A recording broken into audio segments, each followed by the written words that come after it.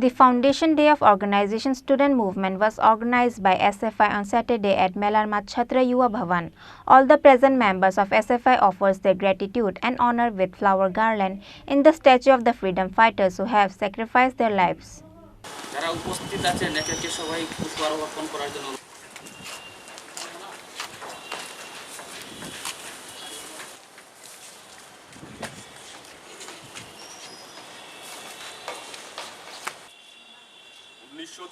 সালের 12ই আগস্ট আমাদের স্বাধীনতা গণতন্ত্র সমাজতন্ত্রের রক্তধারা SFI State Secretary Shandipan Deep, TSU State Secretary Sujit Tripura and others members of TSU. Nikhil Banga Chhatra Association was first established in Uttar Pradesh, Lucknow city in the year 1936. 12th August seat SFI State Secretary Shandipan Deep. 1936 Lucknow যে রংসুরুংনাই রংনি বদলন তুই কাইসা রংসুরুংনাই রংনি মানথাই সপ্তাহনি তুই সংগঠিত ছাত্র সমাজ মুই কাইসা student organisation আছে মানে আপ্রুনি সিমি ও সাল 12 আগস্ট ও সাল পালাই জাগৈ ফাইও আবুনি আগলো কবাংমা SFI হিন্দি এবা খাবা অল ইন্ডিয়া স্টুডেন্ট ফেডারেশন তাইবো জুদা জুদা তাম হিন্দাই রংসুরুংনাই বদল রক আচাইখা হিনকে তিনিনিও 12 আগস্ট ত্রিপুরা হাসতে গোব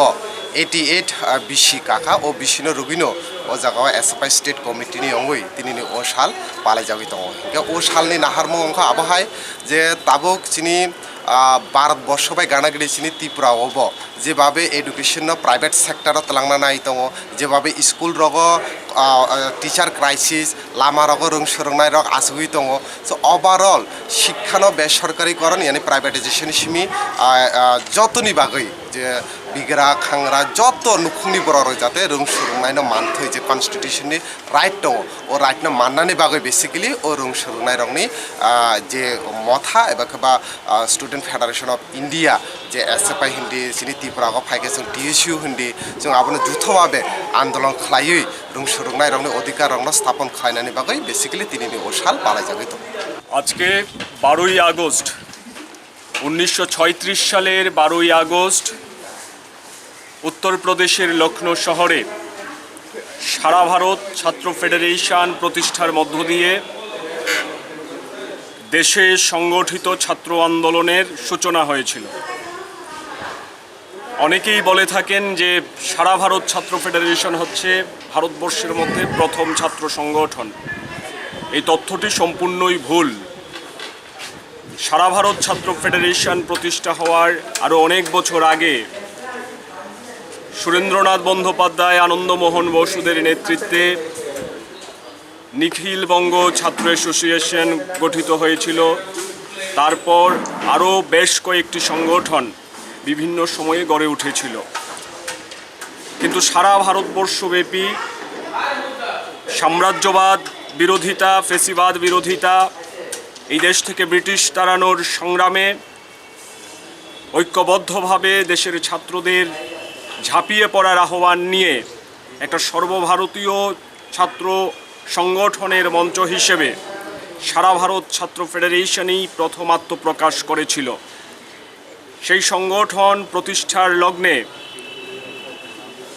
যে বিতর্ক দানা বেঁধেছিল তার মধ্যে অন্যতম ছিল যে সারা ভারত ছাত্র ফেডারেশন একদিক দিয়ে সেই সময়ে ছাত্রদের বিভিন্ন দাবি দাওয়ার ভিত্তিতে লড়াই আন্দোলন সংগ্রাম সংগঠিত করবে, তার সঙ্গে আরেকটি মতামত ছিল যে শুধুমাত্র ছাত্রদের দাবি দাওয়া নিয়ে লড়াই সংগ্রাম সংগঠিত করে আসলে যে লক্ষ্যে আমরা লড়ছি সে লক্ষ্য পূরণ হওয়া সম্ভব না। সেই লক্ষ্য যদি পূরণ করতে হয় তাহলে বৃহত্তর অংশের মানুষের সাথে মিশে গিয়ে সেই সংগ্রামকে আরও দুর্বার রূপ দিতে হবে, গতি দিতে হবে। এবং সেই চিন্তাভাবনা থেকেই সেদিন ভারতবর্ষের বিভিন্ন প্রান্তের বিভিন্ন কোণার ছাত্ররা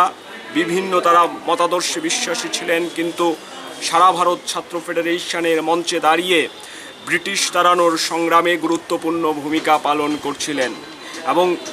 এই লড়াই সংগ্রামের মধ্য দিয়ে একসময় আমাদের দেশ রাজনৈতিক স্বাধীনতা অর্জন করেছে, অর্থনৈতিক স্বাধীনতা আমরা লাভ করতে পারিনি। তারপর দেখা গেল এই যে সারা ভারত ছাত্র ফেডারেশন তার অভ্যন্তরে মতাদর্শগত বিতর্ক শুরু হলো এবং সেই সংগঠনের তৎকালীন সময়ের নেতৃত্বরা সারা ভারত ছাত্র ফেডারেশনের স্বাধীনতার পূর্ববর্তী সময়ে যে সংগ্রামী ঐতিহ্য, সেই ঐতিহ্য রক্ষা করতে ব্যর্থ হচ্ছিলেন এবং 1961 সাল ভুবনেশ্বর কাউন্সিলে সেই বিতর্ক তীব্র মাত্রা ধারণ করে এবং তার পরবর্তীতে ভারতবর্ষের মধ্যে বামপন্থী ধারায় ছাত্র আন্দোলনকে সুসংগঠিত করবার জন্যে, শক্তিশালী করার জন্যে, তাকে রক্ষা করার জন্যে রাজ্যে রাজ্যে